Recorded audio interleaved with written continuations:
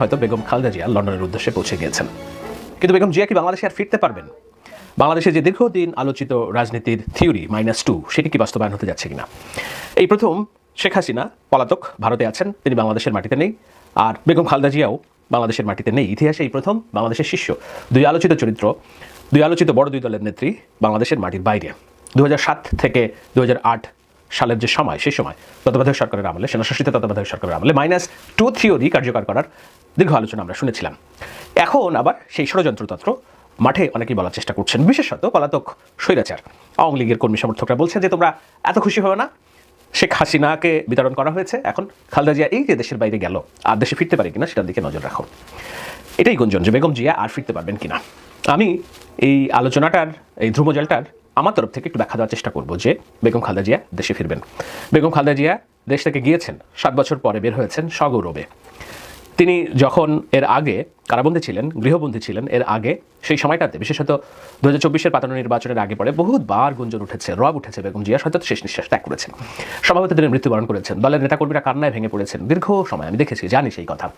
কিন্তু আমার পেছনের ছবি দেখেন, ওনাকে আমার দেখতে মনে হয়নি যে তিনি স্বাস্থ্যগতভাবে খুব ঝুঁকির মধ্যে আছেন। আমার মনে হচ্ছে অনেক প্রফুল্ল, উস্ফুটিত, উনি হাসছেন, ঠিক যেমন করে বিএনপির নেতাকর্মী সমর্থকরা হাসছেন। বাংলাদেশ হাসছে যে বাংলাদেশের কেন খালেদা জিয়ার কথা যখন আসে তখন দলমত নির্বিশেষে সবাই হাসেন, সবার ভিতরে আশার সঞ্চার হয়, সেটি আমি একটু ব্যাখ্যা করব। এবং তিনি যে ফিরবেন সে বিষয়েও আমি আমার অবস্থান, আমার বিশ্লেষণ কেন বলে সেটা ব্যাখ্যা করব। তবে তার আগে এই বেগম জিয়ার কথা আপনারা অনেকেই জানেন, আমি একটু আমার মতো করে লিখেছি আমার পাবলিক পেজে, এর মধ্যে হাজার শেয়ার হয়েছে, হাজার হাজার মানুষ তাতে ভালোবাসা দিয়ে সম্মতি জানিয়েছেন। বিষয় যেটি হলো, বেগম জিয়া 36 বছর বয়সে বিধবা হন। প্রেসিডেন্ট জিয়াউর রহমান চট্টগ্রামের সার্কিট হাউসে গুলিবিদ্ধ হন। শাহাদাত বরণের পরে যখন বেগম জিয়া বিধবা হন তার বয়স মাত্র 36 বছর। চিন্তা করেন, এখনও বাংলাদেশের অনেক মানুষ, এই দেশেও অনেক মানুষ 36 বছর বয়সে বিবাহ সম্পাদন করে না। 36 বছর বয়সে একজন তরুণ নারী, তিনি 2টি সন্তান, তারেক রহমান, আরাফাত রহমান, তাদের বয়স কতই বা অনেক ছোট ছোট, তাদেরকে নিয়ে একটা বিধবা সংসার শুরু করেন। জিয়াউর রহমান কিছু রেখে যাননি, তার ভাঙা সুটকেসের গল্প আমরা অনেকেই জানি, তার ব্যাংক ব্যালেন্সও ছিল না। জিয়াউর রহমান যতদিন রাষ্ট্র ক্ষমতায় ছিলেন তার পরিবারের কাউকে ক্ষমতার ধারে কাছেও ঘেঁষতে দেননি, আপনারা জানেন অনেকেই। ইভেন জিয়াউর রহমানের একজন ভাই আছেন, তার কথা আমরা খুব বেশি জানি না। তো এই বেগম জিয়া 36 বছর বয়সে স্বামী হারানোর পর 2 সন্তান নিয়ে তার জীবন শুরু করেন, স্ট্রাগল, যাত্রা শুরু করেন। কিন্তু খুব বেশি দিন তিনি এই বিধবা জীবন এবং সন্তান সন্ততিতে মনোনিবেশ করতে পারেননি। এরপরে যখন স্বৈরশাসক এরশাদ ক্ষমতা দখল করেন, সেই এরশাদের শাসনামল ছিল স্বৈরাচার এবং অগণতান্ত্রিক। কিন্তু এরশাদ যেটা করেন, জিয়াউর রহমানের যেই বাড়ি, বেগম খালেদা জিয়া যেই বাড়িতে থাকছিলেন এত বছর যাবৎ, শহীদ মইনুল রোডের 1 তালা কিংবা 1.5 তালা বাড়ি, সেই বাড়িতে জিয়াউর রহমানের 2 পুত্র যেন নিরাপত্তায় থাকে, একজন বিধবা রাষ্ট্রপতির স্ত্রী, বিধবা স্ত্রী যেন নিরাপত্তায় থাকে, মাথা গোজার ঠাঁই পান। এরশাদ সেজন্য মইনুল রোডের ওই বাড়িটি বেগম জিয়াকে দেওয়ার বন্দোবস্ত করেন এবং সেখানেই হেসে খেলে বড় হয়েছে তারেক রহমান, আরাফাত রহমান।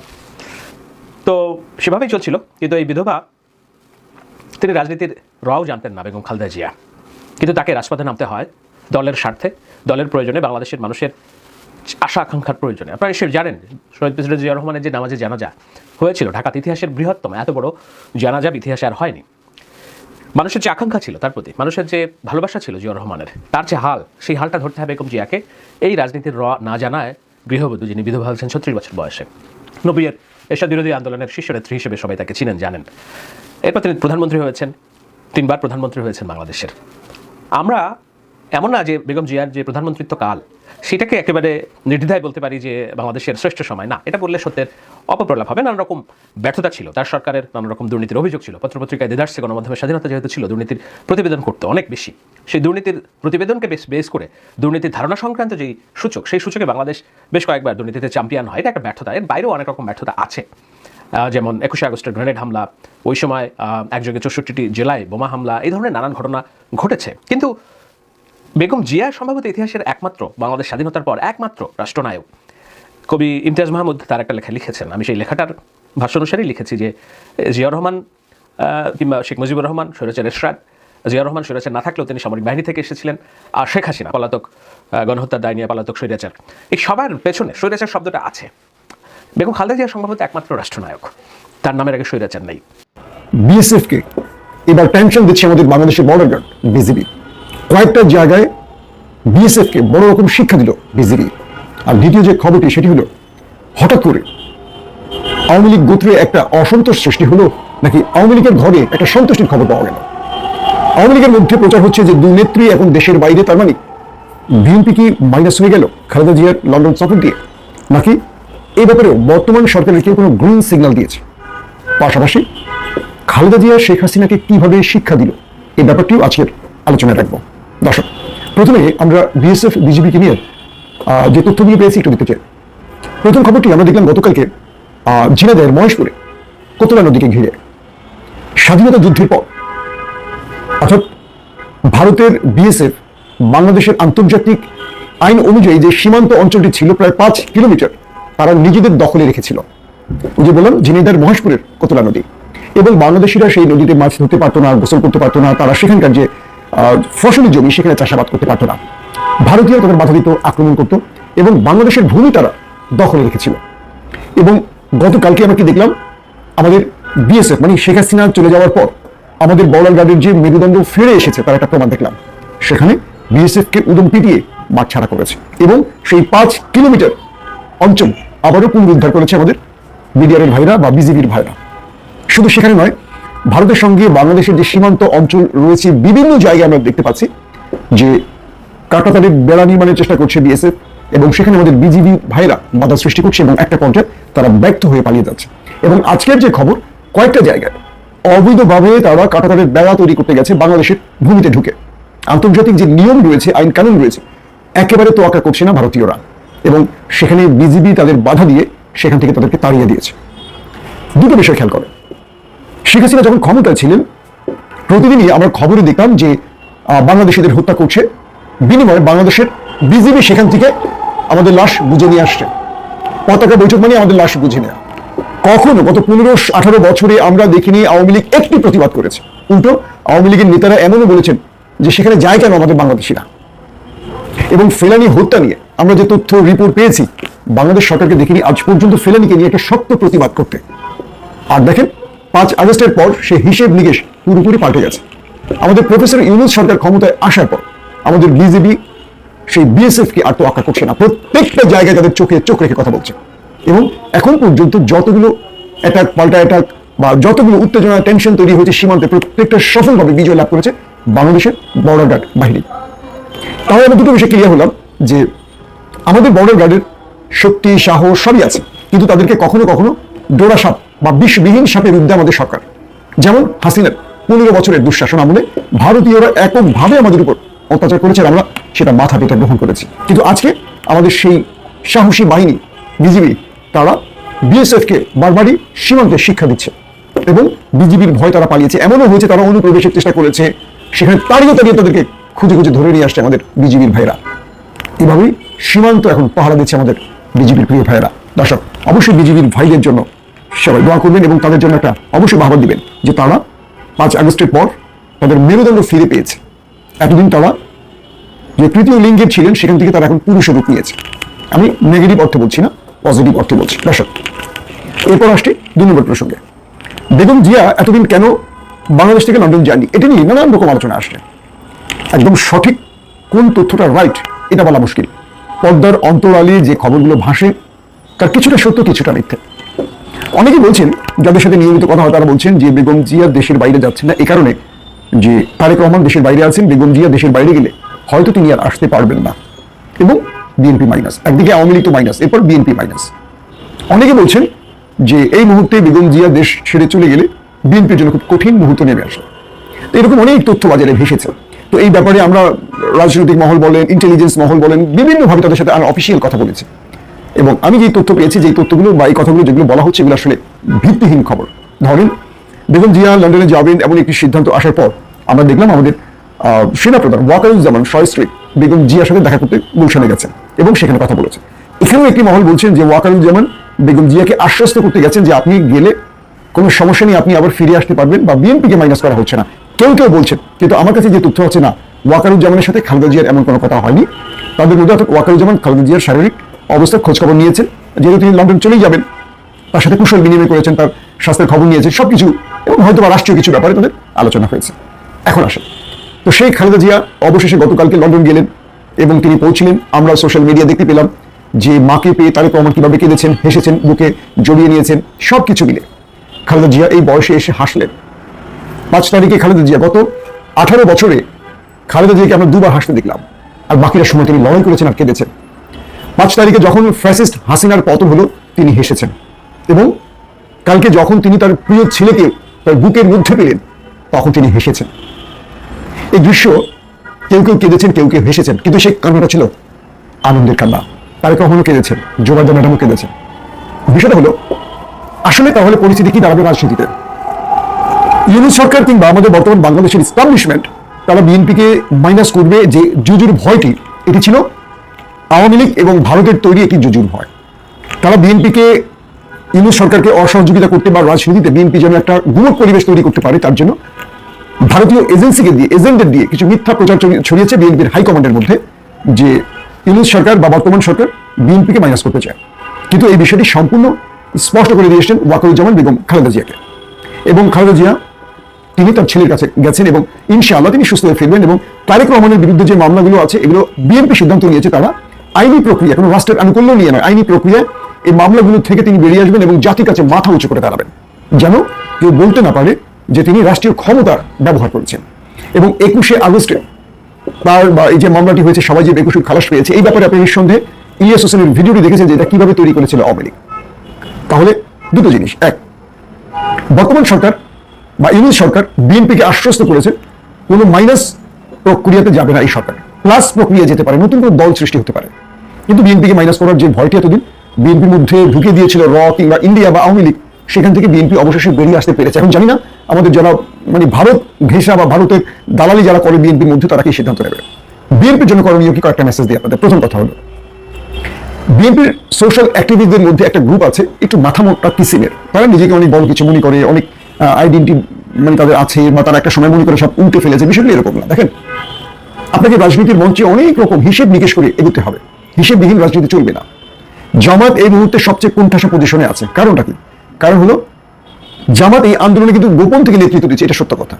কিন্তু সবচেয়ে বড় দল হিসেবে বিএনপি আগামীতে ক্ষমতা আসবে, এটা মোটামুটি আমরা বলতে পারি যদি নির্বাচন হয় এবং বিএনপি সেই পজিশনে আছে। তবে এটাও সত্য কথা, 5 তারিখের পর বিএনপির মধ্যে হাইব্রিডরা বা কিছু দুষ্টরা বিএনপিকে এমনভাবে পচিয়েছে, এটাও বিএনপির উপর একটা প্রভাব পড়বে, এটা কিন্তু অস্বীকার করার মতো কোনো সুযোগ নেই। এবং বড় রকম অসন্তোষ বিএনপির বিরুদ্ধে আছে। তো এক্ষেত্রে আমাদের আসলে করণীয়টা কি? ধরেন আজহারিকে নিয়ে একটা কথা বলি। বাংলাদেশে এই মুহূর্তে একমাত্র আজহারি আছেন যিনি ডাক দিলে মানুষকে 20 লক্ষ মানুষকে একটা মঞ্চে আনতে পারবেন, আর কিন্তু দ্বিতীয় কেউ নেই। তো আপনি আজহারিকে একটা দলে ভাগ করবেন কেন? আজহারি যদি বিএনপির বিরুদ্ধে প্রকাশ্যে কিছু বলে সেটার জবাব আছে, আজহারি যদি জামায়াতের বিরুদ্ধে প্রকাশ্যে কিছু বলে তারও জবাব আছে। কিন্তু আজহারিকে আপনার দলে বিভক্ত করবেন না, আপনি আজহারিকে ওন করা শেখান। যেমন ধরেন তিনি যে বক্তব্য দিয়েছে এটা নিয়ে একটা বড় রকম কেওয়াজ তৈরি করছে বিএনপি নেতারা, এতে করে আজহারির যে জনপ্রিয়তা ওই নেতাদের অনেক উপরে। তাহলে লাভটা হলো কার? আজহারির। আর যারা সোশ্যাল মিডিয়া আজহারিকে নিয়ে বিতর্ক তৈরি করেছে তাদের কোনো লাভ হয়েছে? বরং তারা কোণঠাসা হয়েছে জনপ্রিয়তা হিসেবে। কিন্তু বিএনপিকে কৌশলে খেলতে হবে। যেমন আজহারি বলেছে একটা দল খেয়েছে আর দল খাওয়ার জন্য রেডি, সেই দলটা বলেনি। সবাই বলে দেন এই দলটা বিএনপি না, এই দলটা জামাত বা এই দলটা কিংস পার্টি, দোষটা ঘাড়ে নেবেন, এটা করবেন না। নাম্বার 2, বিএনপিকে এই মুহূর্তে খুব কৌশলী হতে হবে কয়েকটা ক্ষেত্রে। কিরকম? রাষ্ট্রীয়ভাবে অন্তর্বর্তীকালীন সরকারে আছে, কিন্তু অন্তর্বর্তীকালীন সরকার বা এই সরকারের ভেতরে বসে আছে সব বিএনপির গুরুত্বপূর্ণ লোকেরা, কারণ বিএনপি বড় দল হিসেবে জামাত সুবিধাজনক অবস্থানে নেই আমরা জানি। তাহলে আমাদের করণীয়টা কি? বিএনপি আগামীতে ক্ষমতায় আসলে এই বাংলাদেশের চেহারা পাল্টে দিবে, পাল্টে যাবে, এই মেসেজটা দিতে হবে এবং তার একটা প্রমোশন দেখাতে হবে, টিজার দেখাতে হবে। কিরকম? বৈষম্য বিরোধী ছাত্র আন্দোলনের খুব গুরুত্বপূর্ণ একজন সমন্বয়ক তালাত মাহমুদ রাফি, তাকে নিয়ে একটা সংবাদ প্রকাশিত হয়েছে তার অবৈধ তদবির বাণিজ্য নিয়ে। ডেইলি বাংলাদেশ পোর্টালটার নাম, হেডলাইনটা এরকম, সমন্বয়কদের তদবির বাণিজ্য এক রাফির হিসাবে 32 কোটি টাকা। চট্টগ্রামে রাফি কি করেছেন ওই সময়টাতে, মুভমেন্টের সময়টাতে, তার সাহসিকতার বর্ণনা দিয়ে শুরু, কিন্তু পরবর্তীতে অনেকগুলো ঘটনা সামনে নিয়ে আসা হয়েছে। অল্প সময়ের মধ্যে সেই সংবাদটা সেই পোর্টালটা তুলে নেয় এবং সেখানে দুঃখ প্রকাশ করেন, এবং তারা যেটা বলার চেষ্টা করেছেন যে প্রতিবেদকের হাতে থাকা তথ্য দিয়ে তারা এটা করে ফেলেছেন, খুব বেশি ভেরিফাই করেন নাই, তারা সেই প্রতিবেদকের বিরুদ্ধে ব্যবস্থা নেবেন। এর মধ্যে অনেক প্রশ্ন আছে যে প্রতিবেদকের এইরকম একটা অভিযোগ যাচাই বাছাই ছাড়া তারা তুলে দিয়েছেন এবং ব্যবস্থা নিচ্ছেন প্রতিবেদকের বিরুদ্ধে। যাই হোক, অনেক অনেক গুরুতর কতগুলো প্রশ্ন তৈরি করেছে এই খবরটা, খুব গুরুতর কিছু প্রশ্নই মূলত করতে চাই এবং আপনাদের অপিনিয়নও শুনতে চাই। আপনারা মন্তব্যে সেটা লিখে জানাবেন, না চাইলেও জানান, এবং আমি চাইবো যে আপনারা আপনাদের মন্তব্য জানাবেন। আগে রিপোর্টটা তুলে নেওয়া হয়েছে, কিন্তু রিপোর্টটাতে কি ছিল সেটা নিয়ে কথা বলছি। যেহেতু তুলে নেওয়া হয়েছে তাদের জায়গা থেকে, তারা অফিসিয়াল এটাকে অস্বীকার করছেন, কিন্তু রিপোর্টটা খুব বিস্তারিত ধরনের, মানে শুধুমাত্র কিছু ঘটনা বা তদবির করছেন, এটা করছেন, সেরকম না। উনি কোথায় গেছেন, কার সাথে গেছেন, কোথায় থেকেছেন, এরকম নানান তথ্য, বিভিন্ন রকম তদবির। যেমন একটা বড় তদবিরের কথা আছে এরকম যে কর ফাঁকি দিয়ে আনা বা কর দিতে না পারা এরকম একটা বিরাট পণ্য চালান কাস্টমস যাতে ছেড়ে দেয়, সেরকম তদবির উনি করার চেষ্টা করেছেন। এই ধরনের অভিযোগ আছে। কারো ট্রান্সফার, মানে বৈষম্য বিরোধী ছাত্র আন্দোলনের সময় অভিযুক্ত কেউ এবং আওয়ামী লীগের অত্যন্ত ঘনিষ্ঠ কাউকে কাউকে চাকরি থেকে অপসারণ করা হয়েছে, তার চাকরি ফিরিয়ে আনার চেষ্টা, কাউকে ট্রান্সফার করা, এরকম নানান ঘটনা এখানে উল্লেখ আছে, একদম খুব স্পেসিফিকলি দেয়া বিষয়। তার অ্যাকাউন্ট নাম্বার, তার অ্যাকাউন্টে কোথায় টাকা আছে, সব তথ্য আছে এখানে। এরকম তার ব্যক্তিগত বিকাশ অ্যাকাউন্টের কথা বলা হচ্ছে, ওখানে 61,320 টাকা আছে, এবং তার মায়ের নামে, মায়ের অ্যাকাউন্টের কথা বলছে, সেখানেও একটা বিকাশ অ্যাকাউন্ট আছে, সেখানেও 31,90,000 টাকা আছে, এরকম তথ্য আছে। এরপর যেটা আসলে মানে সবচেয়ে বড় তথ্য, যে বিরাট যে অঙ্কের কথা বলা হচ্ছে, একটু পড়ি। টাকা বিদেশি অর্থে কনভার্ট করার একটি বাইন্যান্স অ্যাকাউন্ট রয়েছে রাফির, তার এনআইডি দিয়ে ওই অ্যাকাউন্ট খোলা হয়। অ্যাকাউন্টের ইউজার আইডি ডোনার1, মানে ইউজার আইডির কথাও এখানে জানা যাচ্ছে। এই অ্যাকাউন্টের 22 অক্টোবর পর্যন্ত সর্বশেষ ব্যালেন্স $26,84,900, প্রতি ডলার 119 টাকা 45 পয়সার বাজার দাম অনুযায়ী বাংলাদেশি মুদ্রায় যায় 32,07,12,619 টাকা। এখানে বলা হচ্ছে চিটাগংয়ের বিখ্যাত বাণিজ্যের কেন্দ্র রিয়াজউদ্দিন বাজার, সেখানেও ব্যবসায়ীরা, মানে যেখানে যার যে ধরনের প্রয়োজন, তাদের মধ্যে যে কোনো ধরনের সেটেলমেন্টের জন্য রাফিকে ডাকা হয়, এরকম কথাবার্তা আছে। তার বড় বড় ধনী বন্ধু আছে, তিনি কক্সবাজারে গেছেন, সেখানেও নানান রকম সেটেলমেন্টে কাজ করেছেন। মানে মোদ্দা কথাটা হচ্ছে, যেখানেই যেমন সংকট হোক না কেন, সেখানে জনাব রাফি গিয়ে হাজির হচ্ছেন, এবং ছাত্র সমাজের একটা বহু সংকটে গিয়ে হাজির হন, কিন্তু জনাব রাফি টাকার লেনদেন করে সেই সমস্যাগুলো সমাধান করেন, তদবির করেন। এই হচ্ছে মূল বিষয়। যথেষ্ট পরিমাণ তথ্য দিয়ে বিশ্বাসযোগ্য মনে হবে এভাবেই রিপোর্টটা করা হয়েছে। রিপোর্টটা সত্য মিথ্যা আমরা বুঝতে পারছি, কারণ হলো প্রতিষ্ঠানটা এটা সরিয়ে নিচ্ছে। কিন্তু তার আগে একটা জিনিস বলা খুব জরুরি। এই স্ক্রিনশটটা, এই হেডলাইনের স্ক্রিনশটটা অনেক গুরুত্বপূর্ণ মানুষ শেয়ার করেছেন, এবং শেয়ার করে তারা এই ব্যাপারে, আমি অন্তত ফেসবুকে যাদেরকে ক্রেডিবল মানুষ মনে করি, যাদের অহেতুক কোনো কিছুতে হুজুগে লাভ দেওয়া দরকার এরকম মনে করেন না, এরকম বহু মানুষ এই স্ক্রিনশট শেয়ার করেছেন, হতাশা প্রকাশ করেছেন, তদন্ত চেয়েছেন প্রপার, এবং ব্যবস্থা চেয়েছেন। কারণ এখানেও আছে যে তাকে ওয়ার্নিং দেওয়া হয়েছে বা এই ধরনের আলাপ আছে, এবং শুধু তিনি নন, আরও বেশ কিছু সমন্বয়কের ক্ষেত্রেও এই ধরনের ওয়ার্নিং আছে, বহিষ্কার আছে। সমন্বয়কের নিচু পর্যায়েরও কেউ কেউ সমন্বয়ক নন, এই মুভমেন্টে ছিলেন, এরকম অনেকের বিরুদ্ধে ব্যবস্থার কথা রিপোর্টে আছে, দীর্ঘ একটা রিপোর্ট। এখন প্রশ্ন হচ্ছে, এই রিপোর্টটা কেন এখন আসলো? তারও আগে আরেকটা কথা বলে রাখা ভালো, এর মধ্যেও গুরুত্বপূর্ণ মানুষজন একটা তথ্য ফেসবুকে দিয়েছেন, সেটা হলো এই যে নিউজ পোর্টালটা, এটা একটা গোয়েন্দা সংস্থার, অত্যন্ত পরিচিত একটা গোয়েন্দা সংস্থার পোর্টাল, তাদের পরিচালিত পোর্টাল। তো সেই পোর্টালে এই ধরনের তথ্য আসা। এবার আমরা যাবতীয় বিষয়গুলো নিয়ে একটু কথা বলতে শুরু করি। প্রশ্ন হচ্ছে, আমরা ধরে নিচ্ছি যে এটা একটা গোয়েন্দা সংস্থার পোর্টাল, কারণ কয়েকজন খুবই গুরুত্বপূর্ণ রিলায়েবল মানুষ এটাকে সেভাবে বলার চেষ্টা করেছেন, এবং তাদের এই অনুমান বা তাদের এই তথ্য সঠিক এটা হবার সম্ভাবনাই বেশি। তারও আগের কথা, তাহলে মানে একটা অফ টপিকের প্রশ্ন করি, সেটা হচ্ছে যে একটা গোয়েন্দা সংস্থা একটা পত্রিকা বা পোর্টাল চালাবে কেন? কিন্তু চালায়, এটা আমরা শেখ হাসিনা সরকারের সময়ও দেখেছি। নানান রকম পোর্টালের সাথে এটা কোনো এজেন্সির সাথে জড়িত, এটা শুনতাম, তাদের দেওয়া তথ্য ওখানে ফিড করা হয়। যাই হোক, তারা এটা আনলেন কেন? আচ্ছা, এটা কি সত্য? তর্কগুলো করছি, প্রশ্নগুলো তুলছি। এটা যদি সত্য হয়ে থাকে, এটা আসলো কেন? রাষ্ট্রীয় একটা গোয়েন্দা সংস্থা, একজন ছাত্র সমন্বয়ক, যিনি এখন বৈষম্য বিরোধী ছাত্র আন্দোলনের কেন্দ্রীয় সহ সমন্বয়ক হয়েছেন, তো তা যদি হয়ে থাকে, তাহলে এখন কেন তার এই রকম অভিযোগ সামনে আনা হলো, প্রকাশিত করা হলো, এবং একটা গোয়েন্দা সংস্থা কেন চাইছে এই তথ্যগুলো স্প্রেড করুক? তারা কি ছাত্র সমন্বয়কদের উপরে কোনো কারণে নাখোশ, নাকি ব্যক্তিগতভাবে জনাব রাফির উপরে কোনো রকম কোনো সমস্যা আছে? আর এটাকে প্রকাশ করার আগে তারা এই ব্যাপারে সরকার বা আর কোনো জায়গায় কোনো ব্যবস্থা কেন নিতে যায়নি? তাকে পাবলিকলি এনে ডেমোনাইজ করার চেষ্টা করা হয়েছে, এটা হতে পারে, মানে যদি সত্য হয়ে থাকে। রিপোর্টটা যদি মিথ্যা হয়ে থাকে, ওনারা সরিয়েছেন এবং এটাকে মিথ্যা দাবি করছেন, তাহলে প্রশ্ন হচ্ছে, জাস্ট একজন প্রতিবেদক, তারা যেটা বলার চেষ্টা করেছেন, জাস্ট একজন প্রতিবেদক মনে করেছে, তাই তার হাতে থাকা তথ্য দিয়ে তারা এরকম একটা রিপোর্ট করে ফেলতে পারেন? একটা মানুষকে নিয়ে এত ভয়ঙ্কর স্টিগমা তারা লাগিয়ে দিচ্ছেন এত সহজে, এটা তো খুবই সিরিয়াসলি ভেরিফাই করা দরকার ছিল। এখানে যে ধরনের তথ্য দেওয়া আছে, মনে হয় যে যথেষ্ট তথ্য তারা ভেরিফাইও করেছেন, কিন্তু সেটা ছাড়া এটা কীভাবে করে দেবেন তারা তাহলে? এবং তার জন্য শুধু প্রতিবেদককে দায়ী করা যায়? ওইটার সম্পাদক কে আছেন, তার বিরুদ্ধে তারা কি করছেন? কিছুই বলছেন না। এবং এর মাত্র আরেকটা জিনিস প্রমাণিত হলো, এদেশের গোয়েন্দা সংস্থাগুলো রাজনীতির মাঠে আগে যেমন ভূমিকা রাখার চেষ্টা করতো, প্রভাব রাখার চেষ্টা করতো, প্রভাবিত করার চেষ্টা করতো, ঠিক একই চেষ্টা আবারও হচ্ছে। যদি সত্য হয়ে থাকে নিউজটা বা মিথ্যা হয়ে থাকে, হোয়াট এভার, তারা ইনভলভড আছে ভেরি মাচ। এই প্রশ্নটা আসে, যেটা নিয়ে আমরা সিরিয়াসলি সমালোচনা করেছিলাম সেই সময়টাতে। সবচেয়ে গুরুত্বপূর্ণ প্রশ্ন আমার কাছে অবশ্য অন্যটা, এই রিপোর্টটার আগে, সেটা দিয়ে শেষ করবো, সেই আলোচনা দিয়ে। আচ্ছা, আমাদের অনেকে এটাকে শেয়ার করলাম, আমি জানি না আপনারা যারা এই নিউজটা আপনাদের সামনে এসছে, আপনাদের কাছে কি শুরুতে মনে হয়েছিল যে এই রিপোর্টটা পুরো মিথ্যে এবং এটা একসময় মিথ্যা স্বীকার করে পোর্টালটা সরিয়ে নেবে? এই প্রশ্নটা একটু জবাব দেবেন। আমার কাছে প্রশ্নটা হচ্ছে, আমি অনেককে এটাকে শেয়ার করতে দেখেছি, সবাই যে ঢালাওভাবে রাফিকে দায়ী, দোষী, অপরাধী এটা বলছেন তা না, কিন্তু উড়িয়ে দিচ্ছেন না। আমি আবারও বলছি যে পোর্টালটার নাম আমি আগে শুনিনি, অনেকেই হয়তো শোনেননি, কিন্তু তারপরও এই পোর্টালটার স্ক্রিনশট তুলে তারা সরকারের কাছে এটা তদন্ত চাইছেন এবং তিনি যদি দায়ী প্রমাণিত হন তার বিচার চাইছেন। তার মানে প্রাথমিকভাবে অন্তত মানুষের মধ্যে এই পারসেপশন তৈরি হয়েছে এই সংবাদটা সঠিক হতে পারে। এখানেই খুবই আশঙ্কার জায়গা।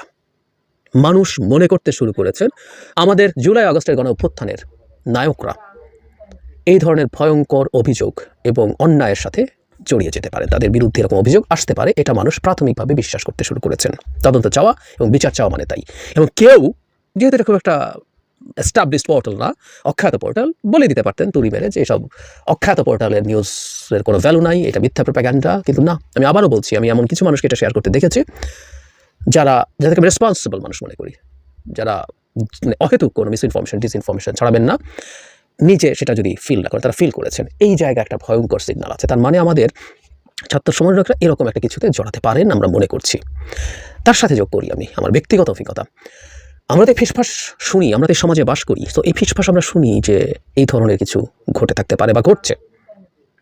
বাংলাদেশের মাটিতে এই ধরনের কিছু হওয়া আমাদের জন্য খুবই মর্মান্তিক একটা অভিজ্ঞতা। কিন্তু আমি আবার বলছি, আমি নিজের কানেও শুনেছি, আমার কাছেও এসেছে যে এই ধরনের কিছু ঘটনা ঘটছে। অনেকেই হয়তো শুনছে, কানে আসছে, অনেকেরই কানে যাচ্ছে, অনেকেই শুনছেন। সুতরাং খুব বেশি সময় হয়তো লাগবে না যদি এই কথাগুলো স্প্রেড করতে শুরু করে। আমি প্রায় একটা কথা বলি, সামনাসামনিও যখন দেখা হয়, আমি এই বৈষম্যবিরোধী ছাত্র আন্দোলন অথবা নাগরিক কমিটি, তাদেরকে একটা কথা প্রায় বলি, তাদেরকে আবারও বলছি, রাজনীতিতে পারসেপশন ম্যাটার করে। বাস্তবতা কি সেটা যেমন গুরুত্ব আছে, মানুষ কি মনে করে সেটারও গুরুত্ব আছে।